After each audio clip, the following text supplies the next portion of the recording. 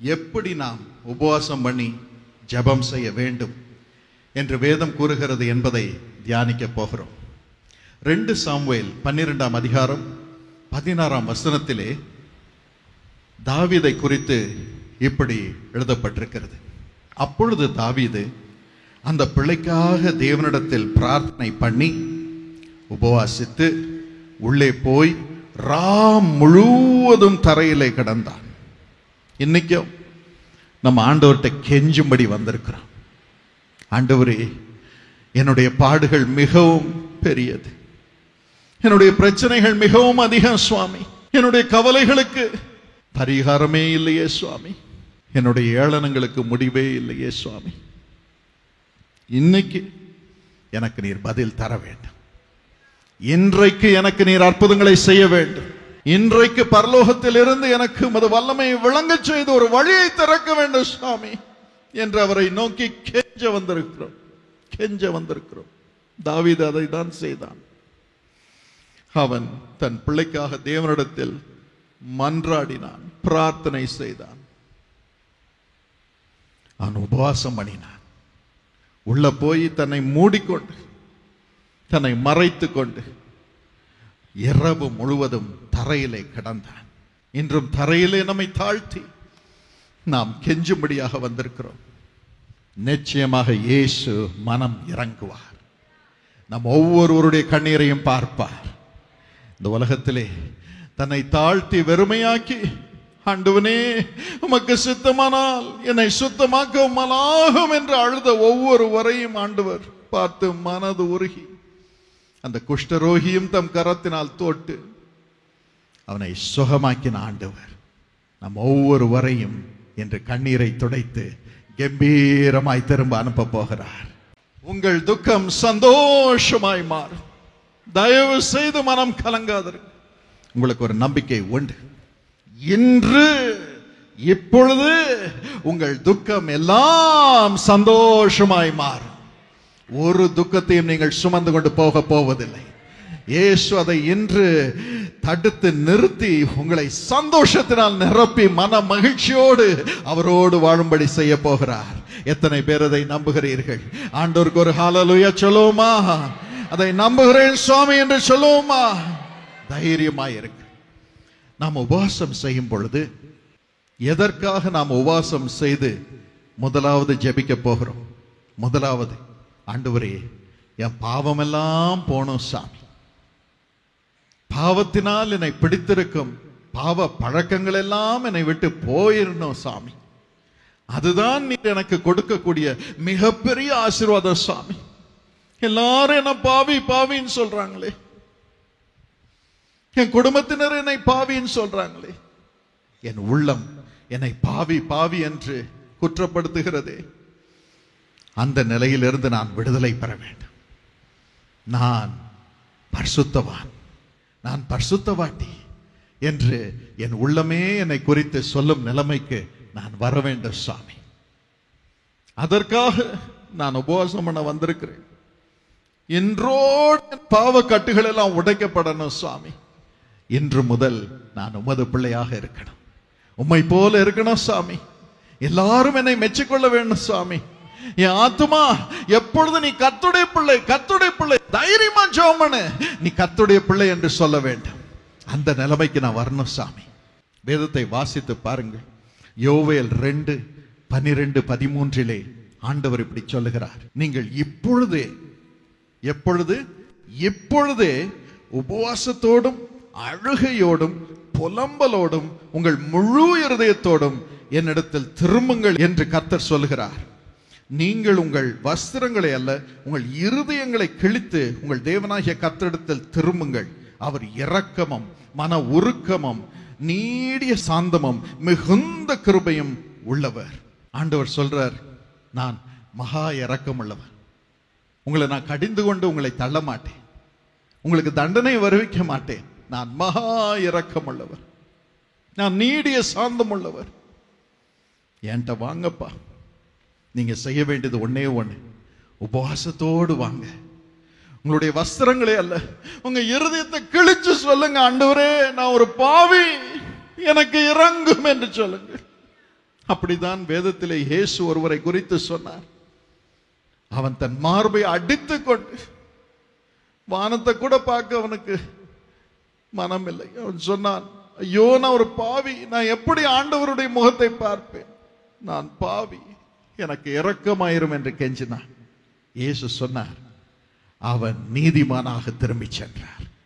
என்றும் உங்களை நீதிமான்களாக கர்த்தர் மாற்ற போகிறார். இப்ப நம்ம இருதயத்தை திறந்து நாம கிழிக்க போகிறோம். நம்ம பாவத்தை எல்லாம் கொட்ட போறோம். ஏசாமிட்டு நம்ம கொட்டிட்டு இன்றோடு அந்த பாவம் இல்லாமல் மன நிம்மதியோடு வாழ போகிறோம். எப்படி நம்ம கஷ்டத்தை எல்லாம் கொட்டுறோமோ, முதலாவது நம்ம பாவத்தை கொட்ட போறோம். பாவம் செய்யாத மனிதன் ஒருவரும் கிடையாது. ஒருவன் நான் பாவி இல்லை என்று சொன்னால் அவன் பொய்யன் என்று வேதம் கூறுகிறது. ஆகவே இந்த நாளில் முதலாவது அதை செய்ய போகிறோம். நம்மை சுத்திகரித்துக் கொள்ள போகிறோம். வேதத்தை வாசித்து பாருங்கள். யோனா 3ஆம் அதிகாரம் 5 - 9 வரைக்கும் வாசித்து பாருங்கள். நினிவே என்ற பட்டணத்திற்கு அழிவை நான் கொண்டு வரப் போகிறேன். அது பாவம் நிறைந்த பட்டணம், பாவத்தினால் இச்சையினால் நிரம்பின பட்டணம், அதை அழிக்கப் போகிறேன் என்று போய் சொல்லு என்று யோனாவிடம் சொல்லி அனுப்புகிறார். அந்த யோனா போய் இறங்குகிறான். அந்த தேசத்திலே அறிவிக்கிறான், கர்த்தருடைய கோபாக்கினை வரப்போகிறது, உங்கள் பாவத்திற்கு பதில் வரப்போகிறது, நீங்கள் அழிக்கப்பட போகிறீர்கள் என்று சொல்லுகிறான். அந்த நேரம் பாருங்கள், நினிவேயில் உள்ள ஜனங்கள் தேவனை விசுவாசித்தார்கள். சில வேளைகளில் மக்கள் சொல்வார்கள், அட கடவுள் என்னப்பா பார்ப்பாரு, அதெல்லாம் பார்க்க மாட்டார், நம்ம பாட்டுக்கு நம்ம வழியா போவோம், நம்ம இச்சைகளை அனுபவிப்போம் என்று சொல்லுவார்கள். ஆனால் இவர்களோ அந்த வார்னிங் வந்தவுடன் தேவனை விசுவாசித்தார்கள். என்ன செய்தார்கள்? உபவாசம் செய்யும்படி கூறினார்கள். எல்லாரும் உபவாசம் பண்ணாங்களாம். எப்படி உபவாசம் பண்ணாங்க தெரியுமா? ராஜா அவன் சிங்காசனத்திலிருந்து இறங்கி சாக்கு சட்டையை போட்டுக்கிட்டு தரையில புழுதியில உட்கார்ந்தான். அவனோடு கூட அவனுடைய பிரதானிகள் எல்லாம் அப்படி உட்கார்ந்தாங்க. தங்களை தாழ்த்தினார்கள், வெறுமையாக்கினார். நான் பாவிதான் என்று அறிக்கை செய்தார்கள். ஆண்டவர் தான் எனக்கு வழி என்று சொன்னார்கள். அதான் தேவனை விசுவாசிப்பது. இயேசுவே, நீர்தான் என் பாவத்தை நீக்குகிறவர், நீர்தான் எனக்கு வழி என்று சொல்லுவதுதான் தேவனை விசுவாசிப்பது. அதன் பிறகு அதை பார்த்து எல்லா ஜனங்களும் நல்ல சட்டையெல்லாம் தூக்கி போட்டு சாக்கு சட்டையை போட்டுக்கிட்டு புழுதியில உட்கார்ந்தார்கள், தங்களை தாழ்த்தினார்கள். அது அவங்க மட்டும் இல்ல, அவங்களோட அவங்க மிருகம், நாய், பூனை, கோழி, இன்னும் காட்டு மிருகம் எல்லாம் வந்துருச்சு. எல்லாத்துக்கும் அவங்க சாக்கு பை சட்டையை போட்டாங்க, சாக்க போட்டாங்க எல்லாரும் மேலேயும். அதோடு கூட அவர்கள் சாப்பிடவில்லை, தண்ணீர் குடிக்கவில்லை. அப்படி தங்களை தாழ்த்தி தங்கள் பாவத்திற்காக அழுதார்கள். பாவம் கொடியது, பாவம் பயங்கரமானது. பாவம் இறைவனிடமிருந்து நம்மை பிரிக்கிறது, பிசாசை உள்ள கொண்டு வருகிறது. பாவம் நம் வாழ்க்கையிலே கசப்பையும் சாபத்தையும் உண்டாக்குகிறது. அது நமக்கு வேண்டாம் அல்லவா? அதற்கு ஒரே வழி, நம்மை ஆண்டவர் முன்பதாக தாழ்த்துவதுதான். இன்றைக்கு அதை செய்வோம். இருதயத்தை கிழிப்போம். எல்லா பாவத்தையும் இப்ப கொட்ட போறோம். இப்பவுமே நான் பேசிட்டு இருக்கும் போதே நாம் ஒவ்வொருவரும் நம்முடைய பாவங்களை அறிந்திருக்கிறோம். நம் இருதயமே நம்மை குற்றப்படுத்துகிறது என்று வேதம் கூறுகிறது. ஆகவே இந்த நேரத்திலே நம்ம சொல்லுவோம், ஆண்டவரே நீர் எனக்கு வேண்டும். இயேசு நமக்குள் வந்து விட்டால் நம் இருதயம் அதை நம்மை குற்றப்படுத்தாது. ஏனென்றால் இயேசு நம் இருதயத்தை விட பெரியவர். ஆனா நம்ம இருதயத்திலிருந்து வெளியே வர பெரிய லிஸ்ட் ஆண்டவர் சொன்னார். கொலை, கொள்ளை, தவறான எண்ணங்கள், வஞ்சகம், பொறாமை, பெருமை, அகம்பாவம், பெரிய லிஸ்ட் இருக்கு. இன்னைக்கு அத்தனையும் நம்ம கொட்ட போறோம். கொட்டிட்டு வெறுமையாக அல்ல, இயேசுவை தரித்து கொண்டு போகிறோம். இயேசுவை தரித்து கொண்டு போகிறோம். அதுக்கு தான் நம்ம வந்திருக்கிறோம் இன்னைக்கு. அதான் ஆண்டவர் நமக்கு கொடுக்க போகிற முதல் ஆசீர்வாதம். எத்தனை பேருக்கு சந்தோஷம்? அதற்காக ஆண்டவருக்கு ஒரு பெரிய ஹல்லேலூயா சொல்லலாமா? Praise the Lord. அவங்க அப்படிதான் கொட்டினாங்க. வேதம் கூறுகிறது, ஆண்டவர் மனது உருகினார். God was moved with compassion. மனது உருகினார். அவர்கள் மீது அவர் செய்ய நினைத்திருந்த தீங்கை விட்டு அவர் திரும்பினார். அவர் கையில் உள்ள கொடுமை, அதிலிருந்து ஆண்டவர் திரும்பினார். தேவன் அவர்களை பார்த்தார். இன்னைக்கும் ஆண்டவருடைய முகம் உங்கள் மீது பிரகாசிக்க ஆரம்பிக்க போகிறது. அதற்கு ஒரே வழி, நம்முடைய பாவங்களை எல்லாம் கொட்டுவோம். ஆண்டவர் முன்பதாக நம்மை தாழ்த்துவோம். ஆண்டவரிடம் நம் பாவங்களை அறிக்கை செய்வோம். இஸ்ரவேலர் எப்படி உபவாசம் பண்ணி அறிக்கை செய்தார்களாம்? 1 சாமுவேல் 7ஆம் அதிகாரம், அதில் 3 காரியங்களை செய்தார்கள். 1, அவர்கள் ஒரு ஆட்டுக்குட்டியை வெட்டி அதன் இரத்தத்தை ஊற்றினார்கள். அந்த காலம் பழைய ஏற்பாட்டின் காலம். இயேசு வந்து நமக்காக சிலுவையில் தம்மை பலியாக ஒப்புக் கொடுக்கவில்லை. ஆகவே இயேசுவை காட்டும்படியாக, நம்முடைய பாவங்களுக்கு பரிகாரம் இரத்தம் என்பதை காட்டும்படியாக, அந்த இரத்தத்தினால் எங்களை கழுவும் என்று ஜனங்கள் அழும்படியாக இந்த ஆட்டுக்குட்டியின் இரத்தத்தை சிந்தினார்கள். இன்று அந்த ஆட்டுக்குட்டியின் இரத்தத்தை சிந்த வேண்டிய அவசியம் நமக்கு இல்லை. ஏனென்றால் ஆட்டுக்குட்டியாகிய இயேசு நமக்காக வந்திருக்கிறார். அவரே தம்முடைய இரத்தத்தை சிலுவையில் நமக்காக சிந்தி இருக்கிறார். வேதம் கூறுகிறது 1 யோவான் 1:7 இயேசு கிறிஸ்துவின் இரத்தம் சகல பாவங்களையும் நீக்கி நம்மை சுத்திகரிக்கும். 2வதாக அவர் தண்ணீரை ஊற்றினார்கள்.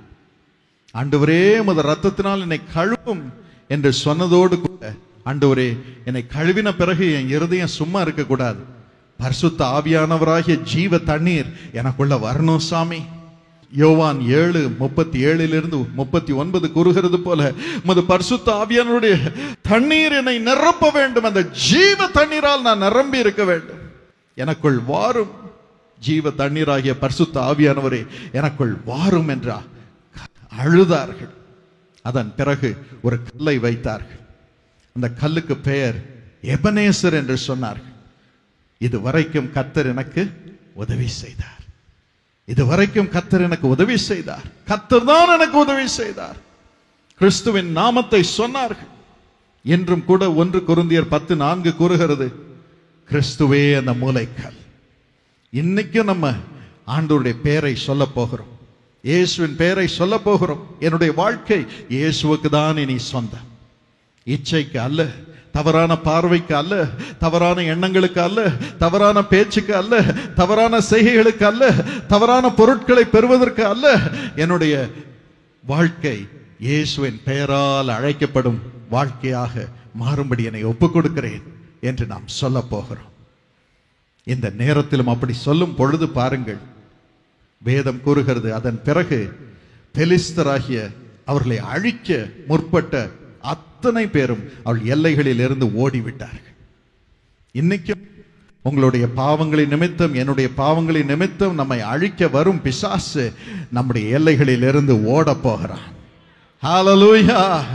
அந்த பிசாசு நம்ம எல்லைகளில் இருப்பதில்லை. இந்த பிசாசுடைய வேலை என்ன தெரியுமா? வெளிப்படுத்தின விசேஷம் 12:10-11 வாசித்து பாருங்கள். நம்மை குறித்து அவன் குற்றம் சுமத்தி கொண்டே இருக்கிறான். ஆண்டவர்கிட்ட குற்றம் சொல்லிட்டே இருக்கிறான். இந்த பால் தெரியுமா, அவன் இப்படி யோசித்தான் தெரியுமா இன்னைக்கு காலையில. அதே போல நம்மை குறித்து நம் பெற்றோர்களிடம் குற்றம் சொல்றான், நம்ம சகோதரர்களிடம் குற்றம் சொல்றான், வேலை ஸ்தலத்திலே குற்றம் சொல்றான். அவன் வேலை இதுதான், குற்றம் சொல்லி குற்றம் சொல்லி குற்றம் சொல்லி நமக்கு சோதனைகளை அவன் கொண்டு வருகிறான். யோபுக்கு அப்படிதான் கொண்டு வந்தான். ஆனால் ஆண்டவர் அந்த குற்றம் சொல்லும் பிசாசை, சாத்தானை வானத்திலிருந்து மின்னலை போல் என்று தள்ளப் போகிறார். இதற்கு ஒரே வழி, ஆண்டவரே உமது இரத்தத்தினால் என்னை கழுவும், உமது பரிசுத்த ஆவியானவரால் என்னை நிரப்பும், உமது நாமத்தை என் நெற்றியில் வையும். இயேசு இயேசு இயேசு என்றே சொல்லி நான் ஒவ்வொரு காரியத்தையும் பயபக்தியோடு இயேசுவின் நாமத்தில் செய்ய போகிறேன். வேதம் கூறுகிறது, வெளிப்படுத்தின விசேஷம் 12:10 அவள் சாட்சியின் வசனத்தினாலும் ஆட்டுக்குட்டியின் இரத்தத்தினாலும் பிசாசை ஜெயித்தார்கள். இனி பாவ பிசாசும் உங்கள் வழியே வருவதில்லை. பாவத்தின் சாபத்தை கொண்டு வரும் பிசாசும் உங்கள் வழியே வருவதில்லை. சாத்தானை வானத்திலிருந்து மின்னலை போல ஆண்டவர் தள்ளப் போகிறார். அப்பொழுது என்ன நடக்குமா? 2 நாளாகமம் 7:14 கூறுகிறது, கர்த்தர் நம் தேசத்திற்கு க்ஷேமத்தை கட்டளையிடுவார். நம் குடும்பத்திற்கு க்ஷேமத்தை கட்டளையிடுவார். நம்ம வாழ்க்கைக்கு க்ஷேமத்தை கட்டளையிடுவார். அத்தனையிலும் சுகம், ஆரோக்கியம் பெருகி இருக்கும். இன்று முதல் எல்லாம் ஆரோக்கியமாய் இருக்கும்படி ஆண்டவர் நமக்கு கிருபை தரப்போகிறார். அத்தனையிலும் சமாதானம், அத்தனையிலும் செழிப்பு, அத்தனையிலும் இன்பம், நித்திய மகிழ்ச்சி நம்முடைய தலையின் மீது இருக்க போகிறது. மனம் கலங்காதீர்கள். என்னென்ன பாவங்கள் நம்மை தொடுகிறது? முதலாவதாக பக்தன் சொல்லுகிறான், வேசித்தனத்திற்கு விலகி ஓடுங்கள். Sexual immorality. Flee from sexual immorality. வேசித்தனம் செய்கிறவனோ தன் சுய சரீரத்திற்கு விரோதமாய் பாவம் செய்கிறான். 19ஆம் வசனம் சொல்லுகிறது, உங்கள் சரீரம் பரிசுத்த ஆவியானவருடைய ஆலயம். இன்னும் 1 கொரிந்தியர் 3:16-17 வாசித்து பாருங்கள். இந்த வேசித்தனத்தை செய்யும் பொழுது, சரீரத்திற்கு விரோதமான பாவங்களை செய்யும் பொழுது, கஞ்சா குடிக்கும் பொழுது, சிகரெட் குடிக்கும் பொழுது, இன்னும் மதுபானம் குடிக்கும் பொழுது, இன்னும் நம் சரீரத்தை நமது மனைவிக்கு பிரியமில்லாத வகையில் உபயோகப்படுத்தும் பொழுது, கணவனுடைய பிரியத்திற்கு விரோதமாக மனைவி சரீரத்தை உபயோகப்படுத்தும் பொழுது, வேதம் கூறுகிறது நீங்கள் தேவனுடைய ஆலயத்தை கெடுக்கிறீர்கள். வேதம் கூறுகிறது தேவனுடைய ஆலயத்தை கெடுக்கிறவனை கர்த்தர் கெடுப்பார். நீங்கள் தேவனுடைய ஆலயமாக இருக்கிறீர்கள். தேவ ஆலயம் பரிசுத்தமாய் இருக்கிறது. ஒருவன் தேவ ஆலயத்தை கெடுத்தால் கர்த்தர் அவனை கெடுப்பார். நம்ம சரீரத்திற்கு விரோதமாய் நாமே இச்சைகளின் நிமித்தம் நம்முடைய ஆசைகளை நிறைவேற்றும்படி நம்முடைய சரீரத்தை உபயோகப்படுத்தும் பொழுது தேவனுடைய ஆலயத்தை கெடுக்கிறோம். வேதம் கூறுகிறது, அவருடைய ஆலயமாகி உங்கள் சரீரத்தை நீங்கள் கெடுத்தால் தேவன் உங்களை கெடுப்பார். தேவன் உங்களை கெடுப்பார். இன்னைக்கு நம்ம சரீரம் கெட்டு போயிருக்குதா? ஆண்டவரிடம் கெஞ்சுவோம், ஆண்டவரே என் சரீரத்தின் இச்சைகளில் இருந்து என்னை விடுவியும் அப்பா. இன்று ஒரு மாறுதலை உண்டாக்கும் என்று நாம் ஜெபிப்போம். ஆண்டவர் விடுவிப்பார். நம் சரீரத்தின் கெடுதலையும் ஆண்டவர் நீக்கி போடுவார். கர்த்தர் தேசத்தை சுகமாக்குவார், க்ஷேமத்தை கொடுப்பார். நம் சரீரத்தை சுகமாக்குவார், க்ஷேமத்தை கொடுப்பார்.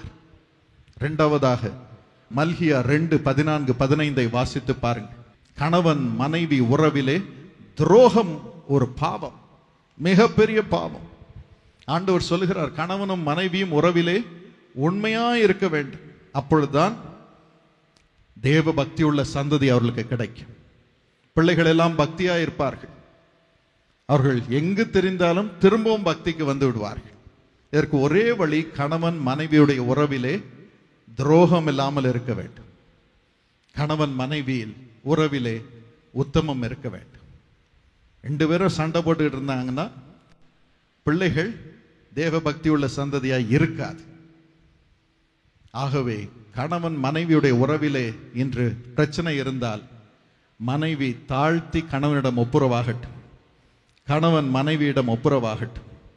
அப்பொழுது பிள்ளைகள் தேவ பக்தி உள்ள சந்ததியாக வளருவார்கள், செழிப்பார்கள். இல்லை என்றால் பாவம் அந்த குடும்பத்தை நிரப்பும். ஆண்டவருக்கு விரோதமான பாவம். கணவன் மனைவிக்குள் ஒரு சின்ன விரிசல் வந்தாலும் அது பாவம். கணவனுடைய பெருமை நிமித்தம், இல்லை என்றால் மனைவியுடைய பெருமை நிமித்தம் ஐயோ என்று விரிசல் வருகிறது. நான் சொல்றதை நீ கேட்கல, இதனால பிசாசு உள்ள பூந்துடுறான். அது பாவம். பெருமைக்கு இடமே இல்லை. கணவன் மனைவி உறவிலே பெருமைக்கு இடமே கிடையாது. கணவன் மனைவியுடைய உறவிலே கிறிஸ்துக்கு தான் இடம். Christ is the head of the home. ஏனென்றால் கணவனை தேவ சாயலாக ஆண்டவர் படைத்திருக்கிறார். நம்ம தேவ சாயலா இருக்கிறோமா மனைவிட்ட? அநேக முறை தப்பு பண்றோம். நான் காலையில் எந்திரிச்ச உடனே ஜெபம் பண்ணுங்க, இல்லை ராத்திரி படுக்கைக்கு போகும்போது ஜெபம் பண்ணுங்க, ஆண்டவரே மனைவிக்கு நான் சரியாக அன்பை காட்டவில்லை, பெருமையாக நடந்து கொண்டேன், என் மனைவியுடைய ஆசைகளை நான் நிறைவேற்றவில்லை, என்னன்னே கேட்டுக்கல, நான் என்னை மன்னியும் என்று ஜெபம் பண்ணுங்க. கர்த்தர் அற்புதமாக ஆரம்பத்திலே உறவை சரி செய்வார், பாவம் வராது. அதே போல மனைவிமார்களும் ஜெபம் பண்ணுங்க. உங்கள் கணவர் தேவனுடைய சாயலாக இருக்க வேண்டும். நீங்களோ அவருக்கு தயையை கொண்டு வரும் தேவ பாத்திரமாக இருக்க வேண்டும். மனைவியை கண்டடைகிறவன் நன்மையானதை கண்டடைகிறான், தேவனிடத்தில் தயவையும் பெறுகிறான். மனைவிமார்களே, நீங்க தான் உங்க தேவ தயவை உங்கள் கணவருக்கு கொடுக்கணும். தயவை கொடுக்கிறவங்களா இருக்கிறீங்களா, இல்லைன்னா வேற விதமா இருக்கிறீங்களா? சோதித்து பார்ப்போம். இல்லை என்றால் ஜெபம் பண்ணுவோம் என்று நம்மை நாமே ஆண்டவர் மன்னித்து மறுரூபமாக்கும்படியாக அவருடைய கரங்களில் ஒப்பு கொடுப்போம். அந்த பாவத்திலிருந்து என்னை விடுவேயும் என்று சொல்லுவோம். ஆண்டவர் அதை மன்னிப்பார், உறவை ஸ்திரப்படுத்துவார், பாவத்தை நீக்குவார், பிள்ளைகளை தேவ பக்தியுள்ள சந்ததியாக மாற்றுவார். இதற்கு ஒரே வழி தாழ்மை. இயேசு தம்மையே நமக்காக தாழ்த்தினது நிமித்தம் சிலுவை பரியந்தம் தாழ்த்தினார். பிதாவே, இவர்கள் பாவங்களை மன்னியும் என்று பரிசுத்தவானாகிய அவர் நமக்காக மன்றாடினார். நான் சரியா தான் இருக்கேன், மனைவி தான் சரியில்லை, நான் சரியா இருக்கேன், என் கணவர் தான் சரியில்லைன்னு ஒவ்வொருத்தரும் சொல்றதுல பிரயோஜனம் இல்லை. நம்ம சிலுவைக்கு போவோம், மனைவிக்காக நம்ம சிலுவைக்கு போவோம். ஆண்டவரே, தயவாக என் குறைகளை மன்னியும் சுவாமி என்று நாம் நீதிமான்களாக இருந்தாலும் சரி, மனைவியை பரிசுத்தமாக்குவதற்கு நாம் ஜெபம் பண்ணுவோம். 1 கொரிந்தியர் 7:14 நாம் அதை வாசிக்கிறோம். இந்த நாளிலும் கர்த்தர் கணவன் மனைவியின் உறவை ஸ்திரப்படுத்துவார். இந்த பாவம் உள்ளே வராது, பிள்ளைகள் பாக்கியம் பெற்றிருக்கும்படி அவர் அருள் புரிவார். மூன்றாவதாக 1 சாமுவேல் 15:23, முரட்டாட்டம் பண்ணுதல் அவபக்திக்கும் சரியா இருக்கிறது, ரெண்டகம் பண்ணுதல் பில்லி சூனிய பாவத்திற்கும் சரியாக இருக்கிறது. நீ கர்த்தருடைய வார்த்தையை புறக்கணித்தபடியினால் அவர் உம்மை ராஜாவா இராதபடி புறக்கணிப்பார். மூன்றாவது பாவம், வேலை போயிடுச்சே, ஐயோ என் உயர்வு ஸ்தானம் போயிடுச்சே, டீப்ரமோட் பண்ணிட்டாங்களே, குடும்ப அந்தஸ்து போயிடுச்சே என்று கலங்குகிறோமா? நம் வாழ்க்கையை சோதித்து பார்ப்போம். நம் வாழ்க்கையில ரண்டகம் இருக்கிறதா? பணத்தை சரியாக நாம் கையாளுகிறோமா? சரியான விதத்திலே நம்மோடு வேலை செய்கிறவர்களை நடத்துகிறோமா? குடும்பத்தினரை நடத்துகிறோமா? சோதித்து பார்ப்போம். கர்த்தர் சொன்னதை செய்யாமல் இருக்கிறோமா என்பதையும் சோதித்து பார்ப்போம். ஒரு ராஜா தன் ஸ்தானத்திலிருந்து தள்ளப்பட்டான், சவுல் ராஜா. அப்பொழுது சாமுவேல் தீர்க்கதரிசி சொல்லுகிறான், நீ கர்த்தருடைய வார்த்தையை புறக்கணித்தாய், அவருக்கு ரண்டகம் பண்ணினாய், நீ முரட்டாட்டம் பண்ணினாய், ரிபெல்லியன். எனக்கு தெரியும் வேதவசனம், நான் பெரிய பிரசங்கியார். முரட்டாட்டம், ரண்டகம். ஐயோ, அவன் ராஜா ஸ்தானத்திலிருந்து தள்ளப்பட்டான். தள்ளப்பட்டது மட்டுமல்ல, அவனும் அவன் மகனும் அநியாயமாக செத்து போனார்கள், போரிலே உடனே செத்து போனார்கள். இது நமக்கு வேண்டாம். ஆண்டவர் உயர்ந்த பதவிக்கு நம்மை கொண்டு போக விரும்புகிறார். ஜெபம் பண்ண வந்திருக்கிறோம், கர்த்தர் உதவி செய்வார். அதற்கு முன்னதாக நம் இருதயத்தை கர்த்தர் பக்கமாக திருப்போம். ரண்டகமே இராதபடி பண விஷயத்தில் உண்மை, உறவு விஷயத்தில் உண்மை, அன்பு காட்டுவதில் உண்மை, நம்மை தாழ்த்தி மற்றவர்களை கனம் பண்ணுவதில் உண்மை என்று இருப்போம். கர்த்தர் சொல்வதையெல்லாம் செய்வோம். அதுதான் எனக்கு மிகப்பெரிய பயம். நான் பெரிய கூட்டங்களுக்கு பிரசங்கம் பண்ணுகிறேன், ஆனா ஒவ்வொரு முறையும் நான் நடுங்குகிறது உண்டு. ஆண்டவரே, இப்போ எனக்கு இரக்கமாக நான் எழுந்து நிற்கும் பொழுது நீர் ஜனங்களுடைய பிரச்சனைகளை எனக்கு காட்டுகிறீர். அதை சொல்லி ஜெபிக்கும் பொழுது ஜனங்கள் கண்ணீரை நீர் துடைக்கிறீர். என்னோடு கூட ஆயிரக்கணக்கான ஜெப வீரர்கள் ஜெபம் பண்ணுகிறார்கள். ஜெப கோபுரத்துக்கு போன் பண்ணுகிறவர்களுக்கெல்லாம் அற்புதங்களை செய்கிறீர். டெலிவிஷன் பார்க்கிறவர்களுக்கு அற்புதம் செய்கிறீர். அந்த ஜெபங்களை ஏற்றுக்கொள்ளுகிறீர். உமக்கு நன்றி.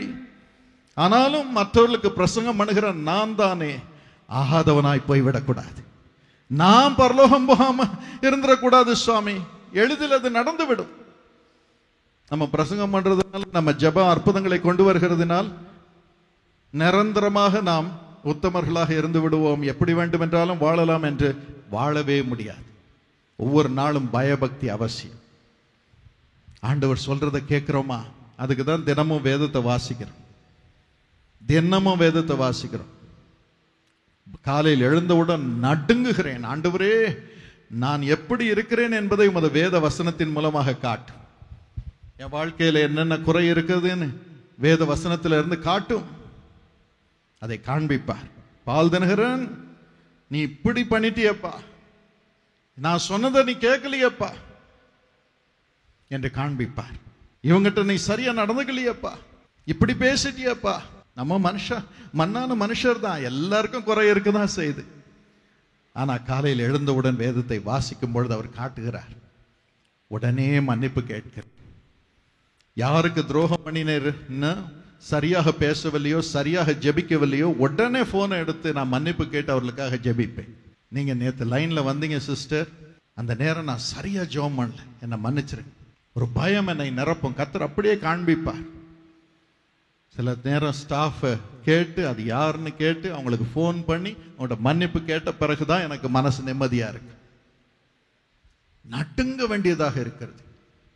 ஒரு செகண்டில் பிசாசு உள்ளே வந்து விடுவான், நம் ஸ்தானம் போய்விடும்.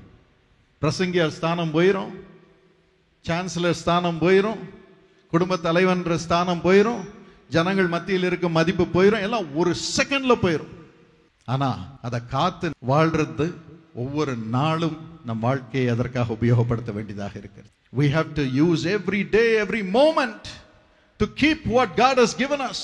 என்ன ரொம்ப ஆசீர்வதிச்சிட்டாருங்கன்னு நம்ம சொல்லிட்டு கர்த்தருடைய சத்தத்தை கேட்காமல் போனால் ஐயோ விழுந்து போவோம். வேதத்தை வாசிப்பது மிகவும் மிகவும் மிகவும் முக்கியம். அது ஒண்ணுதான் முக்கியம், அதான் முக்கியம்.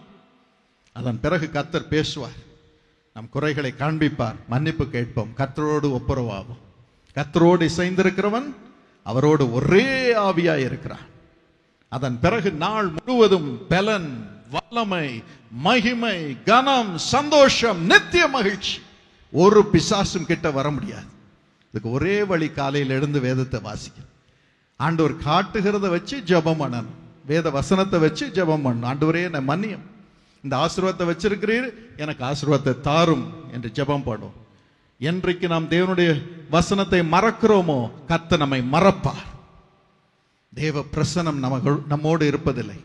உடனே ரண்டம் வரும். ஃப்ரெண்ட்ஸ் வந்து சொல்லுவாங்க, கூட வேலை செய்யறவங்க வந்து சொல்லுவாங்க, வீட்டார் சொல்லுவாங்க, இப்படி பண்ணா என்னங்க, இப்படி பண்ணா என்னங்க. அது ரொம்ப நல்லா இருக்கும் கேட்கறதுக்கு. காருண்யால இப்படி பண்ணா என்ன, ஜீசஸ் கால்ஸ்ல இப்படி பண்ணா என்ன, மற்றவங்க பண்றாங்க நம்மளும் பண்ணா என்ன. உடனே அதை கேட்டுரும், நம்ம ஸ்தானத்துல இருந்து விழுந்துரும். அதனால்தான் நம் பயபக்தியோடு இயேசு அழைக்கிறார் ஊழியத்தில். எங்க அப்பா 46 வருஷம் யார் சொன்னதையும் கேட்கிறது. கர்த்தர் காலையில் பேசுவார், அதன்படியே செய்வார். அதான் 46 வருஷம் இந்த ஊழியம் என் தந்தை இருந்த பொழுது நின்றது. இன்னும் இயேசு அழைக்கிறார் ஊழியம் நிலைத்து நிற்கிறது. காருண்யா நிலைத்து நிற்கிறது, சீஷா நிலைத்து நிற்கிறது. ஆண்டவருடைய கிருபையினால் நாங்களும் நிலைத்திருந்து அவருக்கு ஊழியம் பண்ணுகிறோம். இதற்கு ஒரே வழி, பயபக்தி. ஆண்டவருடைய வார்த்தை பயபக்தியோடு, இயேசுப்பா நீர் சொல்லும், அதன்படி செய்கிறோம். அவர் செய்யறாரு, இவர் செய்யறாரு, அவர் சொல்றாரு, இவர் சொல்றாரு, நாங்க செய்யறதில்லை. மனுஷனுக்காக நாங்கள் ஒன்றையும் செய்வதில்லை. மனுஷன் நம்மை பாராட்டுவான் என்று செய்வதில்லை. நீர் சொல்லுகிறபடி செய்கிறோம். அதனால்தான் மனுஷர்கள் எல்லாரும் பாக்கியம் பெறுகிறார்கள். மனுஷர்கள் எல்லாரையும் இயேசு தொடுகிறார். யாருக்காவது நான் அற்புதங்களை செய்ய முடியுமா? Just one word, ஒரே வார்த்தை அற்புதங்களை கொண்டு வருகிறது. இது என்னுடைய வார்த்தையா இல்ல கர்த்தருடைய வார்த்தை? என் வாயிலிருந்து புறப்படும் கர்த்தருடைய வார்த்தை. அதற்கு ஒரே வழி, பயபக்தியோடு ஆண்டவரை தேட வேண்டும். இயேசு சொல்வதை நான் சொல்ல வேண்டும். இயேசு விரும்புகிறபடி நான் நடக்க வேண்டும். ரண்டகம் இருக்கக்கூடாது, வஞ்சகம் இருக்கக்கூடாது. கர்த்தர் சொல்வதை நான் நிறைவேற்ற வேண்டும். ஒரு நாள் கூட அவர் சொல்லாததை நான் செய்யக்கூடாது என்ற பயபக்தி, அது நமக்கு இருக்கிறதா? இல்லை என்றால் இன்று மன்னிப்பு கேட்போம்.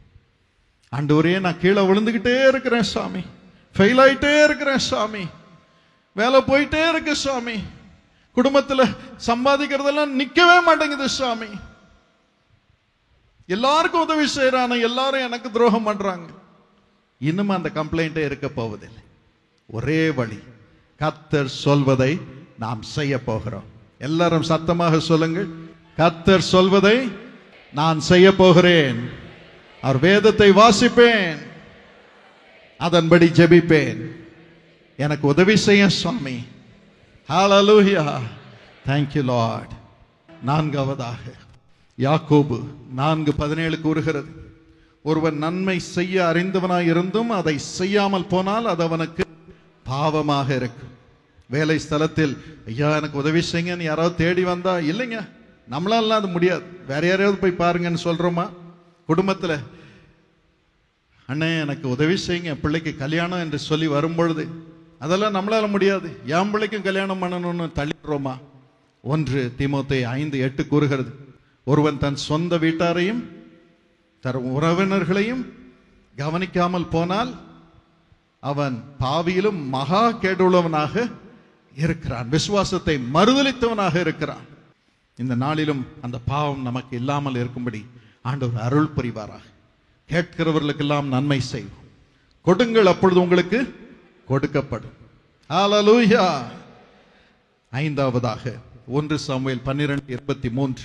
இது எல்லாரும் செய்யக்கூடிய ஒரு காரியம். சாமுவேல் சொல்கிறார், நானும் உங்களுக்காக விண்ணப்பம் செய்யாதிருப்பேனாகில் கர்த்தருக்கு விரோதமாய் பாவம் செய்கிறவனாய் இருப்பேன். அவன் பெரிய தீர்க்கதரிசி.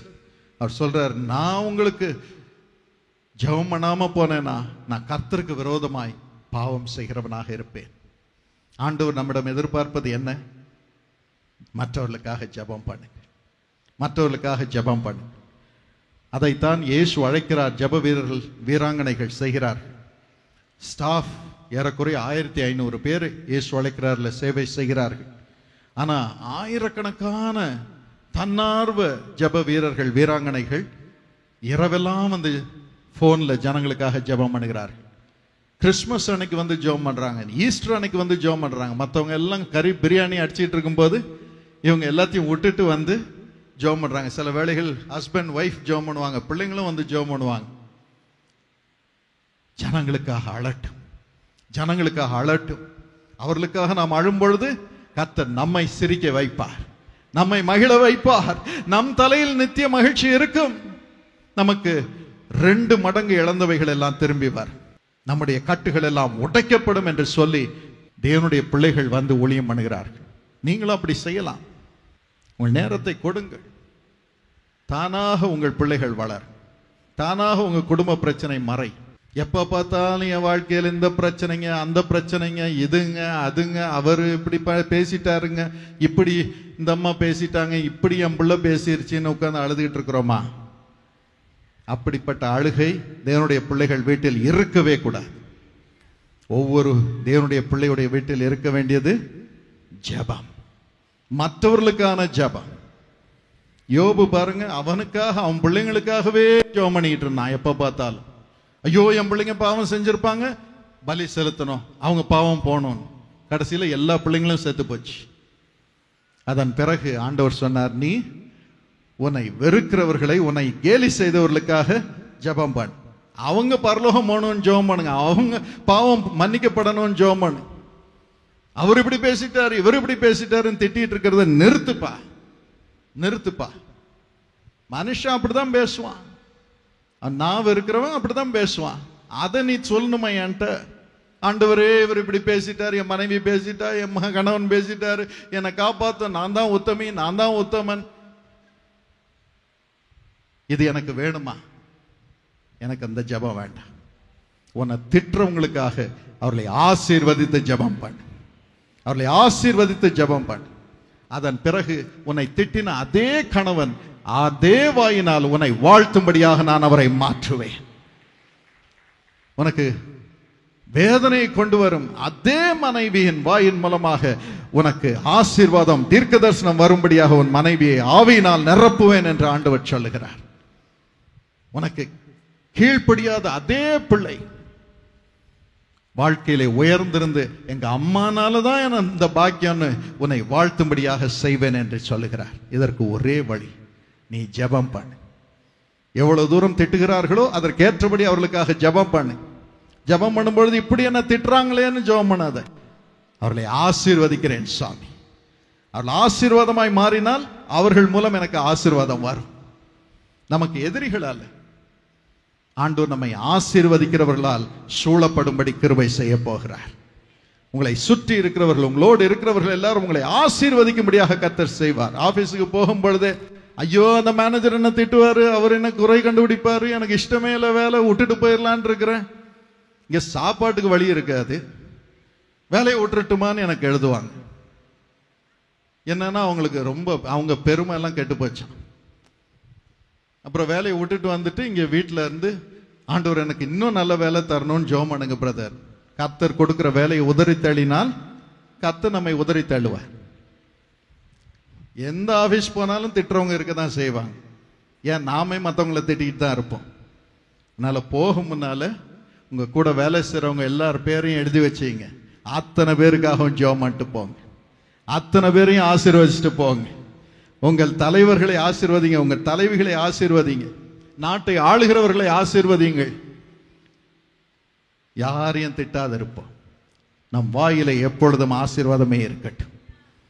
நானும் உங்களுக்காக ஜெபம் பண்ணாமல் போனால் யார்கிட்ட சொல்றாரு?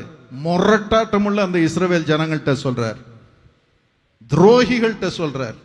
நான் உங்களுக்கு ஜெபம் பண்ணலன்னா நான் பாவம் செய்கிறவனா இருப்பேன்ப்பா, எனக்கு அந்த பாவம் வேண்டாம். நீங்க துரோகம் பண்றீங்க, ஆனா உங்களுக்காக ஜெபம் பண்ணுவேன். கர்த்தர் உங்களை ஆசீர்வதிப்பார். இஸ்ரவேலராகிய உங்கள் நிமித்தம் நானும் ஆசீர்வதிக்கப்படுவேன். கர்த்தர் நம்மை ஆசீர்வதிக்கிறவர்களாக வைத்திருக்கிறார். ஜெபம் பண்ணி ஆசீர்வதிப்போம். ஹல்லேலூயா. ஜெபம் பண்ணி ஆசீர்வதிப்போம். நம் பாவங்கள் அநேகமாக இருக்கக்கூடும், ஆனால் இதற்கு ஒரே பரிகாரம், இயேசு கிறிஸ்துவின் ரத்தம்.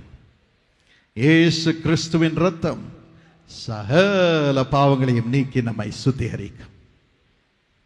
அதன் பிறகும் பலவீனம் நம்மை தேடி வரும். நாம் பரிசுத்தவான்கள் அல்ல. இந்த உலகத்தில் இருக்கும் வரைக்கும் போராட்டம் உண்டு. ஒவ்வொரு நாள் காலையிலும் பரிசுத்த ஆவியானவர் நமக்குள் பெருகி வேத வசனம் மூலமாக நம்மோடு பேசுவார். நாம் நடக்க வேண்டிய வழியிலே நம்மை நடத்துவார். நம் குறைகளை நீக்கி நாம் ஜெபிக்கும் பொழுது நம்மை சுத்திகரிப்பார். அப்பொழுது யாவரோடும் சமாதானம் வரும்.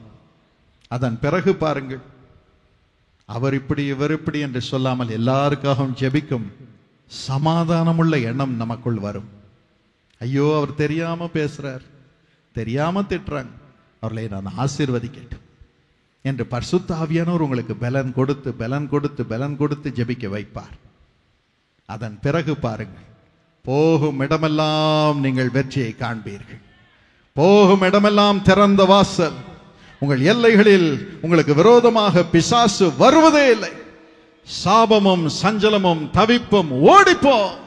நித்திய மகிழ்ச்சி உங்கள் தலையின் மீது இருக்கும். ஹல்லேலூயா. இந்த கிருபையை கர்த்தர் உங்களுக்கு தரப்போகிறார். அடுத்தபடி ஆண்டவர் வைத்திருக்கும் ஆசீர்வாதத்தை இந்த உபவாசம் கொண்டு வருகிறது.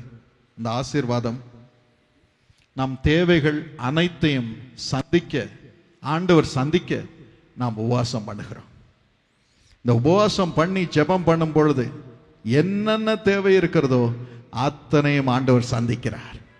ஹல்லேலூயா. நம்ம கடைக்கு போகும்போது பெரிய லிஸ்ட் போட்டுட்டு போறோம். இன்னைக்கு உபவாச ஜெபத்துக்கும் இந்த லிஸ்ட் போட்டுட்டு வந்திருக்கிறோம். அத்தனை லிஸ்ட் இருக்கும் ஆண்டவர் பதிலை கொடுக்க போகிறார். அத்தனை தேவைகளையும் கிறிஸ்துவுக்குள் இருக்கும் அவருடைய மகிமையினால் நமக்கு ஆசீர்வாதத்தை கொடுக்க போகிறார். வேதத்தை வாசித்து பாருங்கள். எஸ்ரா 8:23 வேதம் கூறுகிறது, நாங்கள் உபவாசம் பண்ணி எங்கள் தேவனிடத்தில் அதை தேடினோம், எங்கள் விண்ணப்பத்தை கேட்டருளினார். நம்ம இன்னைக்கு உபவாசம் பண்ணி ஆண்டவரே இதையெல்லாம் செய்ய சுவாமின்னு ஜெபம் பண்ணி கொண்டு இருக்கிறோம். அத்தனைக்கும் பதிலை ஆண்டவர் தரப்போகிறார். எஸ்ராவுக்கு செய்தார், இஸ்ரவேல் மக்களுக்கு அதை செய்தார், உங்களுக்கும் எனக்கும் செய்வார். எத்தனை பேர் அதை விசுவாசிக்கிறீர்கள்? ஆண்டவருக்கு ஒரு ஹல்லேலூயா சொல்லுவோமா? Praise the Lord.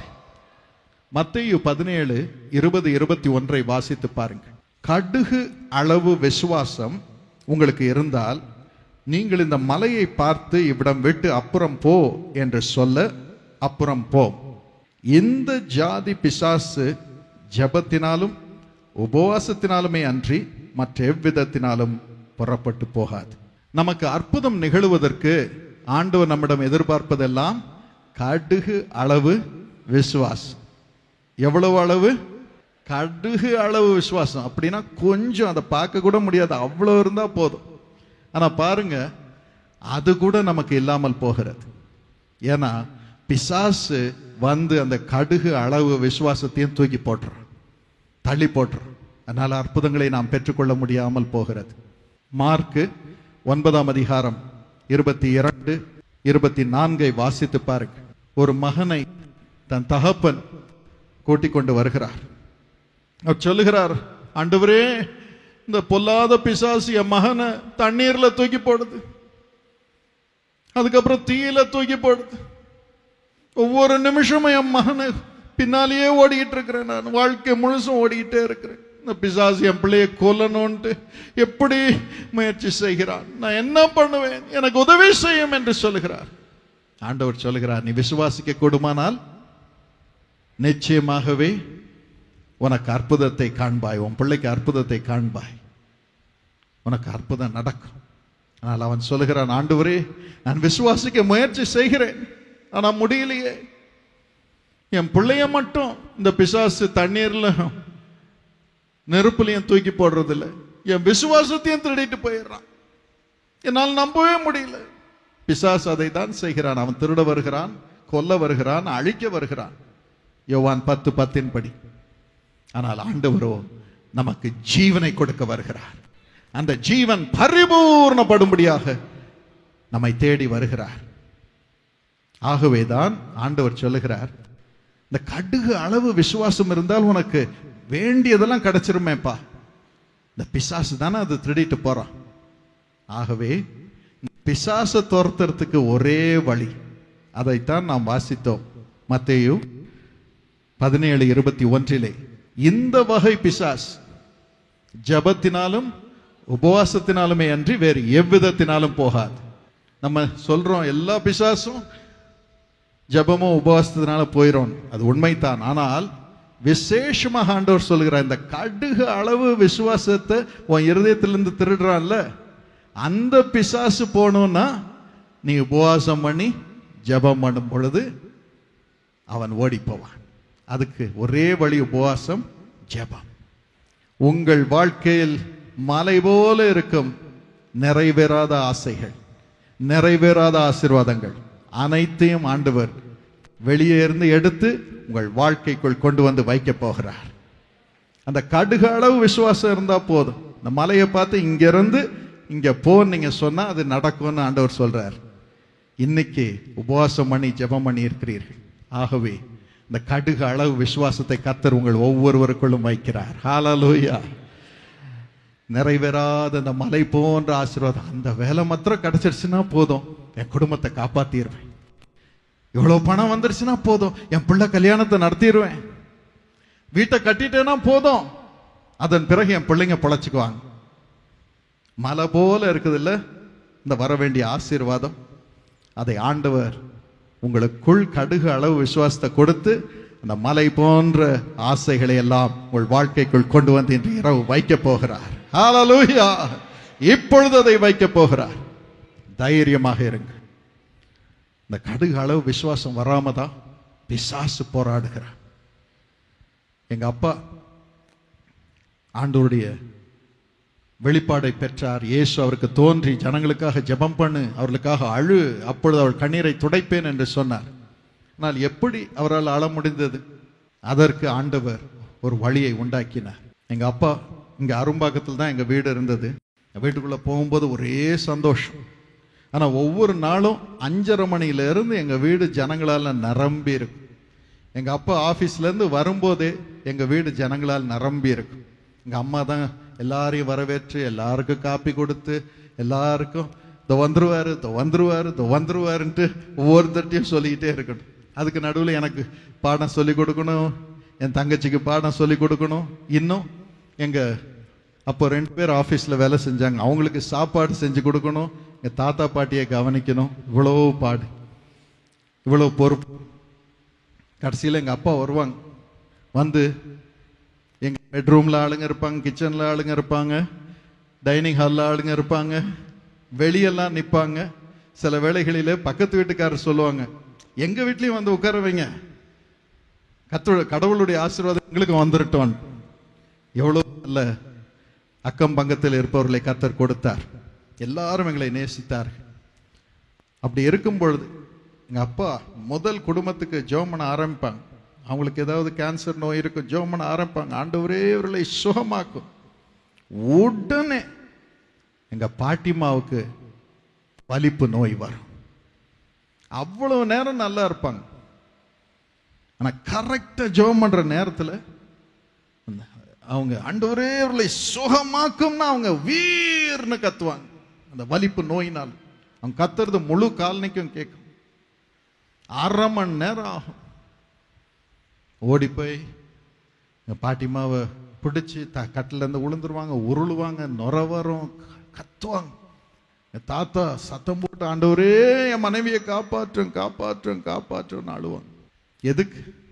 அந்த கடுகு அளவு விசுவாசத்தை எடுத்துடணும்னு பிசாசு பண்ற அட்டூழியம் அது. ஆனா அந்த நேரத்துல பாருங்க, எங்க அப்பாவுக்கு ஒரு பக்கம் அம்மா படுற கஷ்டம், அம்மா படுற கவலை, அந்த வேதனை நெஞ்ச உடைக்கும். ஆனா மறு பக்கத்துல ஒரு வைராக்கியம் வரும்.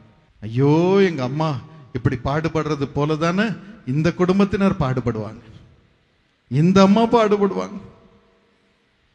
ஆண்டவரே எங்க அம்மாவை சுகமாக்கும், ஆனா இவர்களை இப்பொழுது சுகமாக்க சாமி என்ற மனதுருக்கத்தினால் வரும் விசுவாசம் அவர்களை நிரப்பும், அவர்களை நிரப்பும்.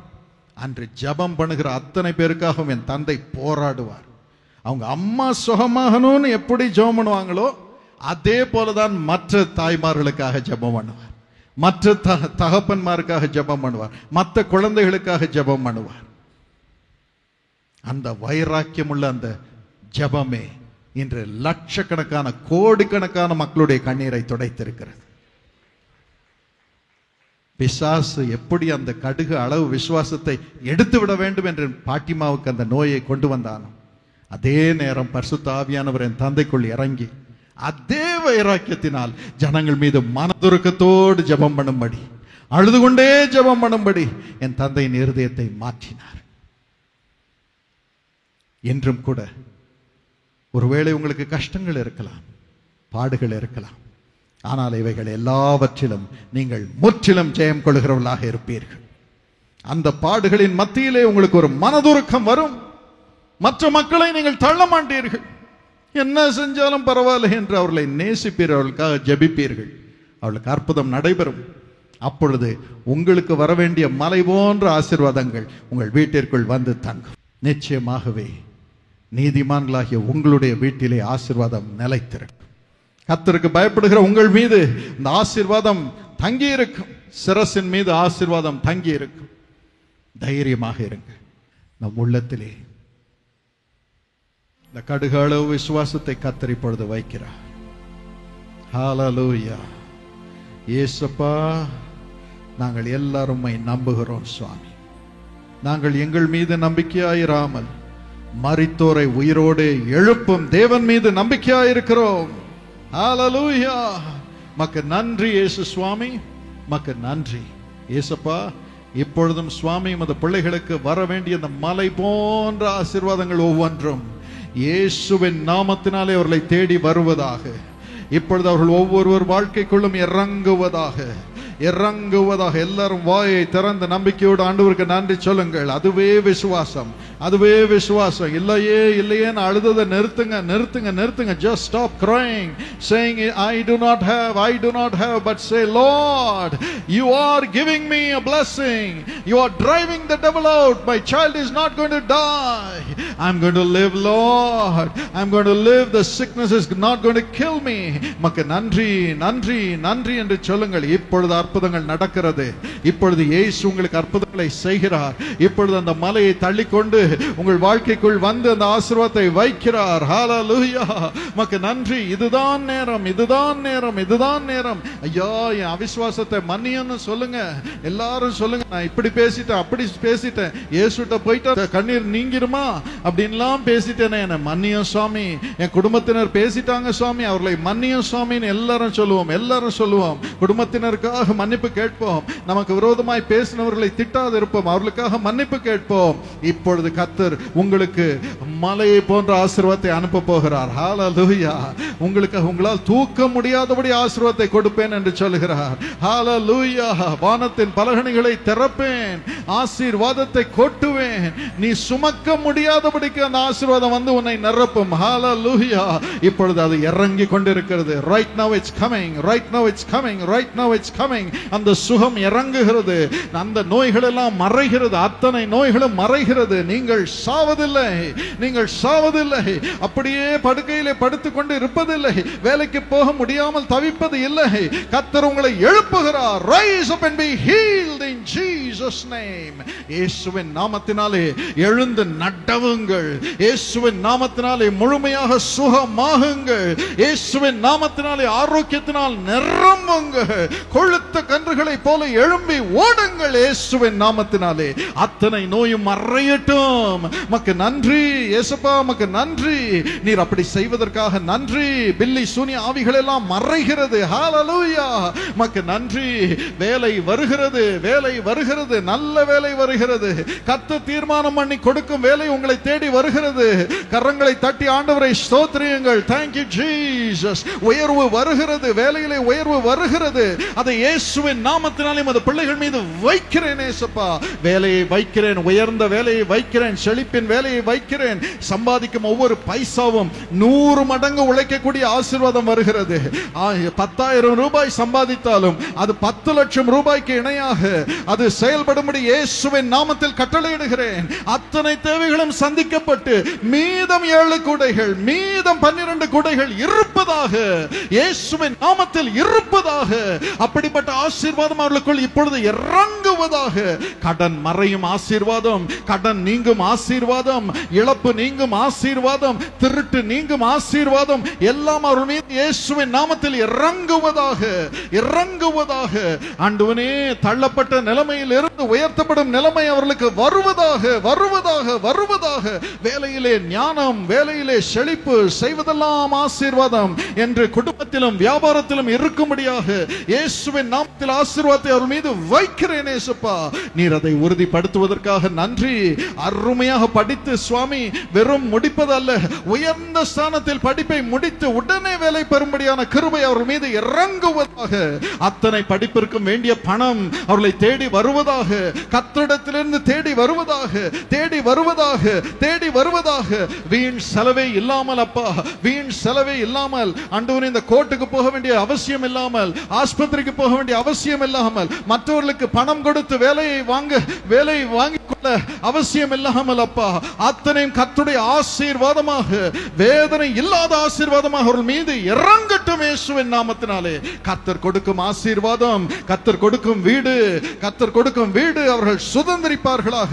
வாயை திறந்து எல்லாரும் ஆண்டவருக்கு நன்றி சொல்லுங்கள். just praise the Lord. எல்லாரும் நன்றி சொல்லுங்கள். கர்த்தருடைய ஆசீர்வாதம் இறங்குகிறது, இறங்குகிறது. நம்பிக்கையோடு பெற்றுக்கொள்ளுங்கள், பெற்றுக்கொள்ளுங்கள், பெற்றுக்கொள்ளுங்கள், பெற்றுக்கொள்ளுங்கள், பெற்றுக்கொள்ளுங்கள், பெற்றுக்கொள்ளுங்கள். கேட்கிறவன் எவனும் பெற்றுக்கொள்ளுகிறான். hallelujah. ask and it shall be given. hallelujah. மக்கு நன்றி, நன்றி, நன்றி இயேசுப்பா. மாறுதல்கள் டிரான்ஸ்ஃபர் வரட்டும் இயேசுப்பா. டிரான்ஸ்ஃபர் விரும்பின டிரான்ஸ்ஃபர் வரட்டும் இயேசுப்பா. ஆசீர்வாதம் இறங்குவதாக. எல்லா காரியங்களிலும் வெற்றி, வெற்றி, வெற்றி, வெற்றி, வெற்றி இறங்குவதாக. மன சமாதானம் குடும்ப உறவிலே வரட்டும். திருமணம் ஆகட்டும், குழந்தை பிறக்கட்டும். ஆசீர்வாதம் அவர்களுக்குள் இயேசுவின் நாமத்தில் வைக்கிறேன் இயேசுப்பா. நீர் அதை உறுதிப்படுத்துவதற்காக நன்றி. கோடா கொடி நன்றி, கோடா கொடி நன்றி, கோடா கொடி நன்றி. இளைப்பாறுதலோடு இந்த பாக்கியங்களை அனுபவிப்பதற்காக நன்றி. கோடா கொடி நன்றி. We give you all the glory, all the glory, all the glory. இயேசுவின் நாமத்தில் ஆமென்.